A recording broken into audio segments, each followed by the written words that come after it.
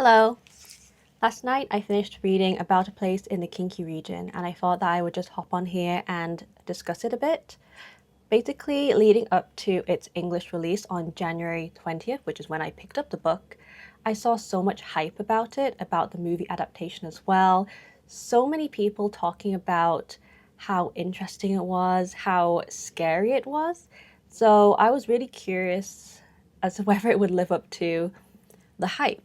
And I want to say, to make a long story short, it was okay. It was a decent read, but I do want to share my thoughts about it, and then perhaps these thoughts could help you to decide if you want to read it as well.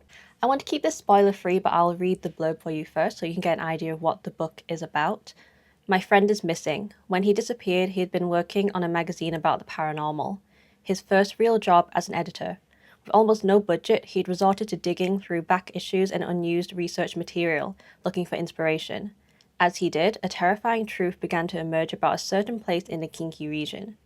I have collected the relevant articles, interviews, and other materials in this book, and once you have understood everything, I would like to ask for your cooperation. I hope you will get in touch. So it's told from the perspective of this writer who knows someone who's gone missing, and this person was investigating the paranormal goings on in this place in the Kinki region. And what is interesting about this book, and I think is one of its main strengths, is that it has a mixed media format.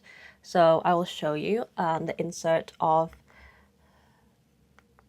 the book. I only have the digital version, so it may be presented a bit differently in a physical copy. I can't really comment on the experience of reading the physical version, but as you can see here, the insert has some different visual materials such as this missing child poster, a disturbing looking drawing,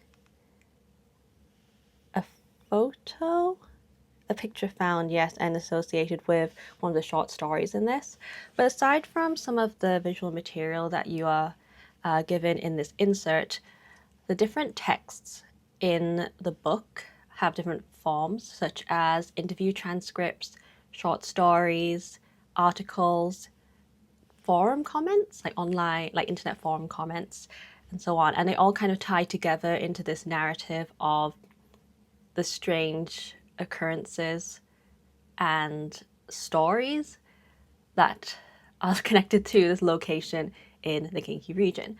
So I thought that the formatting was really interesting and is something that grabbed my attention, and I think is one of the major pulls of the book. If you're looking for something that is not a typical narrative, I think that this is worth picking up and having a look at, because it is interesting to go through the materials and then eventually kind of piece together how they all fit into the story as a whole. That being said, I gave the book a solid 3.5 out of 5 stars because I felt that while the format was engaging and I liked that I was trying to piece together everything like a puzzle, the story itself wasn't that unsettling, I suppose. I'm someone who has a decent threshold for horror. I do like horror stories and horror movies. I know everyone is different, but I felt that it wasn't that disturbing or the type of story that would keep you up at night, I suppose. Perhaps it would be different if I was living in Japan. I'm instead living in Hong Kong, which has its fair share of ghost stories, I suppose. And I also kind of wonder if this being a translated work from Japanese to English, if anything was lost in translation or if it was possibly creepier in its original form. However, I don't understand Japanese very well, so I wouldn't be able to, read that and experience that for myself. And as well, yes, the cultural aspect. Would it be creepier if I lived in Japan and, read it from the perspective of someone who was from there? That is something that I kind of wonder when it comes to translated works and works that have, I guess, cultural ties. And this is something that I wonder a lot when it comes to translated works because I've seen a lot of people discuss, especially books translated from Japanese to English, especially the cozy genre books, or as some people have coined, cozy slop, are things often lost in translation. I'm not sure, but I did get that kind of feeling when reading other translated works. Off the top of my head, Before the Coffee Gets Cold, I didn't know if it was the translation that made me feel disconnected from the story, or if it was genuinely just like that originally. What I mean is that I didn't feel emotionally connected to the characters in the story, and I felt that it was very repetitive, although it did get better in certain chapters.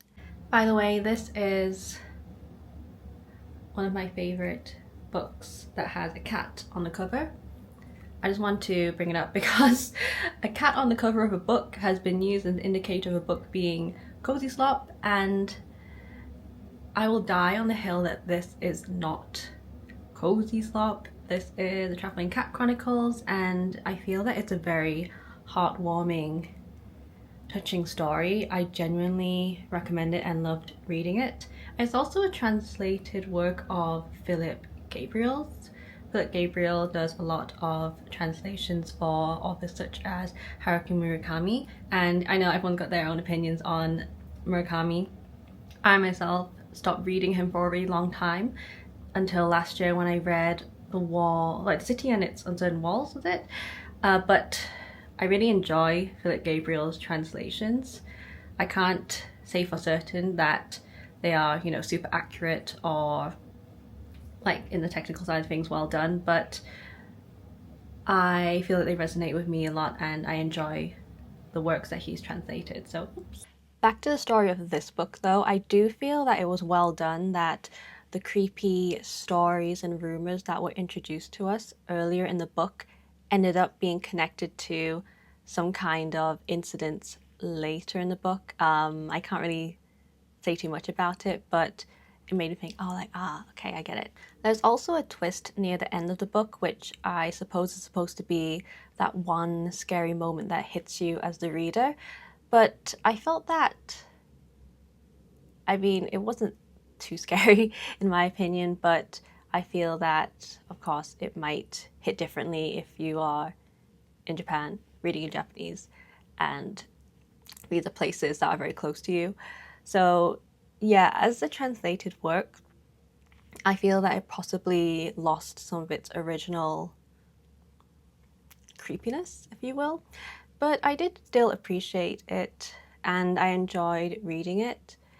I just think that there was a lot of hype for it and it ended up being a decent book. Okay, it wasn't groundbreaking or a must read, but I still think that it was worth picking up and checking out if you're interested in a horror story that is presented in this mixed media format. I have not watched the movie yet, but I have seen screenshots of it and they do kind of freak me out.